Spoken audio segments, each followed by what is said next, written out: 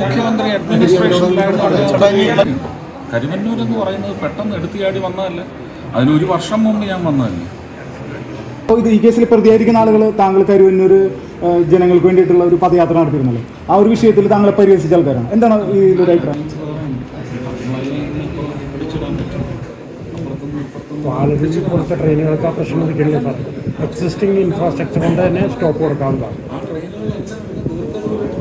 അല്ല, ദീർഘദൂരത്തിൻ്റെ ആവശ്യപ്പെടുന്നില്ല സാർ.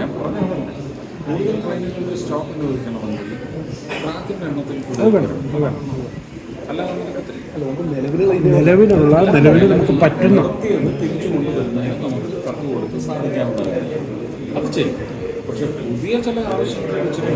പുതിയത് അങ്ങനെ അൺറീസണബിൾ ആയിട്ട് ഒന്നും ആവശ്യപ്പെടുന്നില്ല. ഉദാഹരണം ഫോർ എക്സാമ്പിൾ സാറിനോടൊരു കാര്യം പറഞ്ഞു.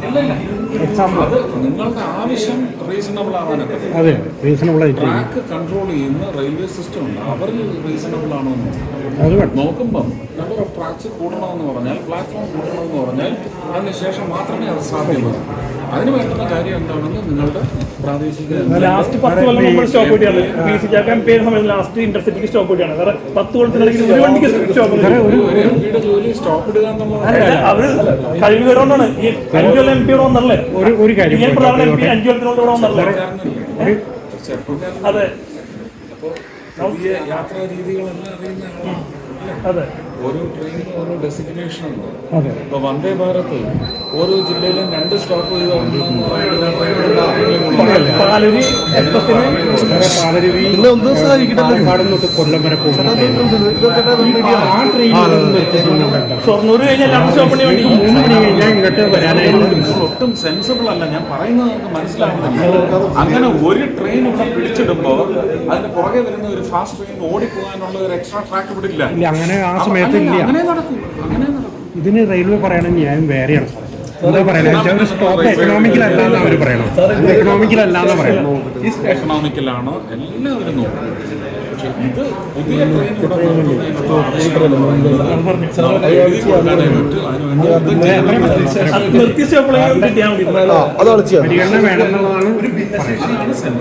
അതാണ് പറഞ്ഞത് കറക്റ്റ് ചേട്ടാ. വെറുതെ വെറുതെ ആവശ്യമില്ലാത്ത പറഞ്ഞിട്ട് പുലിവാൻ അതിപ്പോ റെഡി ആണല്ലോ. ഏത് ട്രെയിനാണ് സ്റ്റോപ്പ് നിർത്തലാക്കുന്നത്? അതൊന്നും നീ അല്ലാതെ റെയിൽവേ സ്റ്റേഷനും പുതിയതാണ്.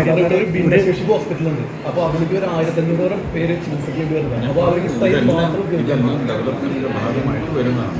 അതനുസരിച്ച് റെയിൽവേ സ്റ്റേഷനും ഡെവലപ്പ് ആകും. റെയിൽവേ സ്റ്റേഷൻ ഡെവലപ്പ് ആകുക എന്ന് പറഞ്ഞാൽ ട്രെയിനിന്റെ സ്റ്റോപ്പ് കൂടുന്നതല്ല. ആ സ്റ്റോപ്പ് ഒരെണ്ണം അധികം വരുന്നത് വഴി മറ്റൊരു ട്രെയിനിന്റെ ഫാസ്റ്റ് മോഷനെ അത് ബാധിക്കാൻ പാടില്ല. അതില്ലാന്ന് നിങ്ങളല്ല പറയേണ്ടത്, അത് റെയിൽവേ ആണ് പറയേണ്ടത്. റെയിൽവേക്ക് തൃശ്ശൂർ വരെയുള്ള ട്രാഫിക് ലൈനിൽ അത് അവർക്ക് മാനേജ് ചെയ്യേണ്ടി വരും. പിന്നെ ഇരുന്ന് കഴിഞ്ഞാൽ ക്യാൻറ്റീനിന്റെ സൗകര്യം കൂടി ഒന്ന് അത് ചായ കുടിക്കാൻ വേണ്ടി അവസരമില്ല. ഞാൻ ഇന്ന് കൃഷ്ണദാസിന്റെ അടുത്തൂടെ വരാൻ പറഞ്ഞതാണ്. പക്ഷെ അദ്ദേഹത്തിന് പൊളിറ്റിക്കൽ അസൈൻമെന്റ് അല്ല, അത് നേരത്തെ വന്നതല്ല. അപ്പൊ അദ്ദേഹം ഇനി ഈ വരും ദിവസങ്ങളിൽ ഒരു ദിവസം വന്നിട്ട് ഈ ആവശ്യങ്ങളെല്ലാം ഒന്നുകൂടി എഴുതി വാങ്ങിക്കും. ഞാൻ അദ്ദേഹത്തിന്റെ പ്രഷറൈസ് ചെയ്യുന്ന റെയിൽവേ മിനിസ്റ്ററോട് സംസാരിച്ചു.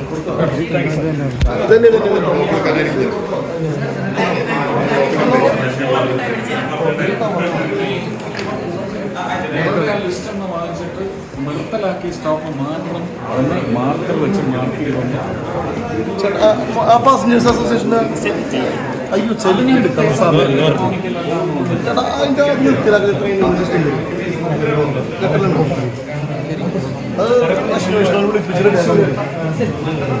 തൃശ്ശൂർ DCC സെക്രട്ടറി നിലവിൽ ചുമതലയിലിരിക്കുന്ന ഹീവാൻ എന്ന് പറയുന്നൊരു ഫൈനാൻസ് ലിമിറ്റഡ് സ്ഥാപനം അതിൽ ഏകദേശം ഒരു 30 കോടി രൂപയോളം കഴിഞ്ഞ ദിവസം അഴിമതി നടന്നിട്ടുണ്ട് എന്നുള്ള റിപ്പോർട്ടിനനുസരിച്ച് 300ഓളം പാവപ്പെട്ട ആളുകൾ പണം നഷ്ടപ്പെട്ടിട്ട് ഇന്നലെ ജില്ലാ കളക്ടർ നേരിട്ട് കണ്ടിരുന്നു.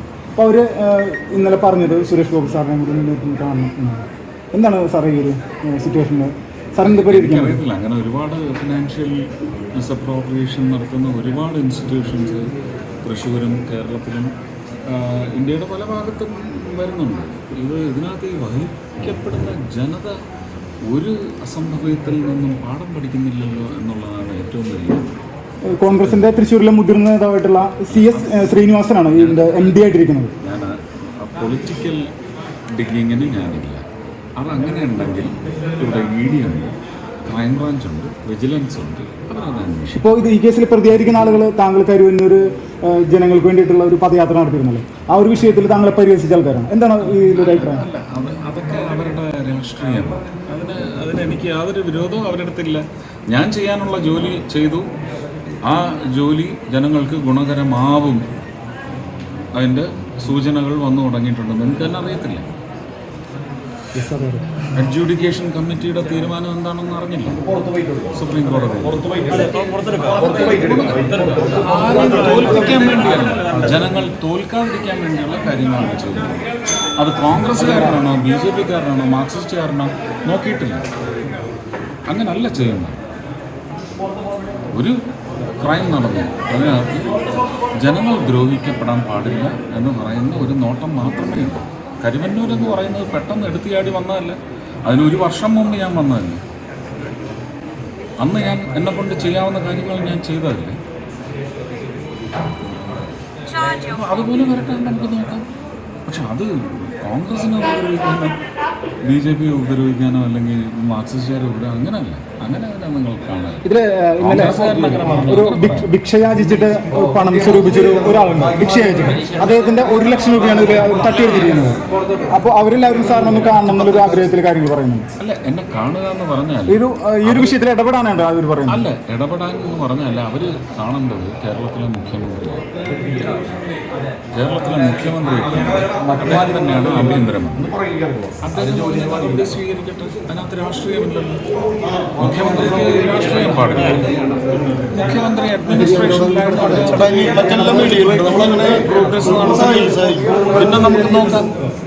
സോഷ്യൽ ഇമ്പാക്റ്റിൽ നമ്മൾ എങ്ങനെയാണോ ഇടപെടേണ്ടത്, ആ സോഷ്യൽ ഇമ്പാക്റ്റിന് മരുന്ന് കഴിക്കാൻ ഉറപ്പായിട്ടും